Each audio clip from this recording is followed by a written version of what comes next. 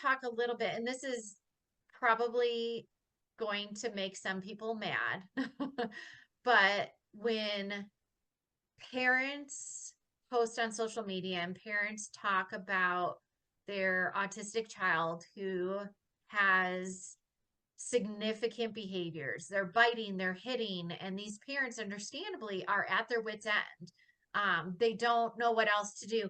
And I know as a parent, I guarantee they feel like they have done everything under the sun, but from probably a non-autistic perspective, because if they're not autistic, they're doing parenting things that they think they should be doing, but it's not working. What advice do you have for those parents that are at their wits' end? And I know we emphasize and talk about how oftentimes behavior occurs because what you, meaning parents, therapists, what we are doing. So what is step one? What do you recommend parents to do when they're at their wits' end? And this, unfortunately, are the parents who care so much. They want for their child to be happy. Um, and so they unwittingly are putting pressure and expectations on their child that oftentimes go beyond what that child's capable of delivering at that time. Remember, autistics, our ability to connect, sometimes we can do it fine, and the next time we can't because of the inconsistent connections within the brain. So our fatigue level, because we're trying so hard and then we just can't anymore. We're fatigued. So there's lots of reasons why you can see something and a parent will say, well, you can do it. I saw you. Why are you not doing it now? And they push us beyond what we're able to do at that time.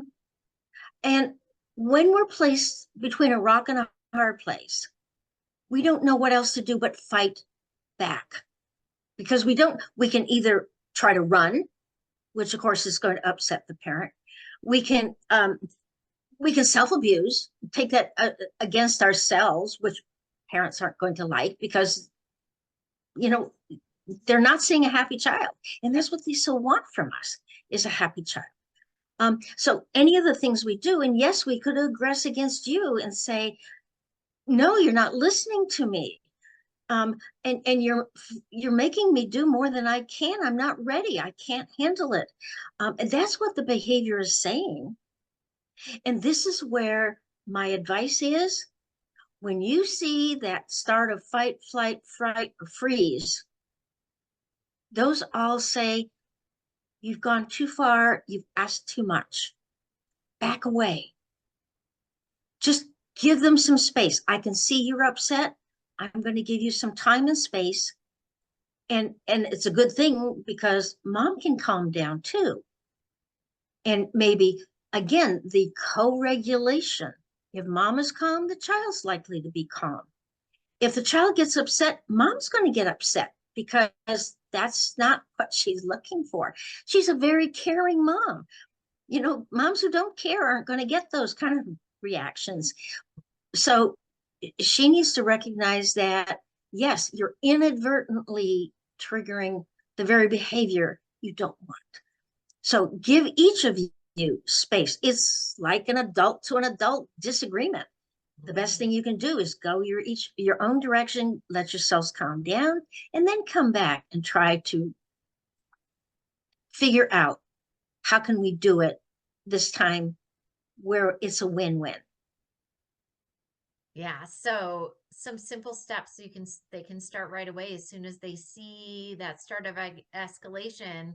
Instead of thinking, oh great, here's a behavior, think I I pushed too far. And I love that idea of separating. Sometimes I call it a reverse timeout where I'll go in my bedroom and close the door just so I can calm and then rejoin, because I get it. I get triggered with the different things, and when there's escalation, and if I'm not in a calm state, I've got to go do a reverse timeout myself until I can be calm. And then once they come back to the individual, definitely not going back to whatever it was that they pushed them, but maybe discussing like, hey, how can I support you? Or if the individual is non-speaking, providing a way to communicate, whether it's gestures or sign, and finding out what support they need. And this is where that problem solving approach, we have a problem.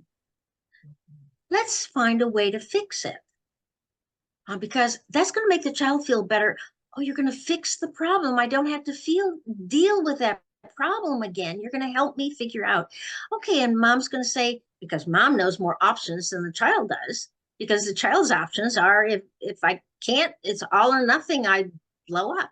So mom has to sit down and say, well, what if the next time this is what I need from you and you're not able, what if we could do this? Or could I ask you to do that? You pick. What is it that you would be comfortable so I would know what you're trying to tell me before you get all upset. So even simple problem solving and just acknowledging we had a problem. Let's fix it. And here's your choices because we don't know what our choices are. And you can give them and then come up with whatever choice they choose to deal with it. And then you practice it. Love it. Problem solving, I feel like, is incorporated in every solution to, Because that's what triggers these behaviors. There's a problem and it's not being recognized or dealt with. yeah, definitely. All right, so there'll be a link to our problem solving tool down in the description, so check it out.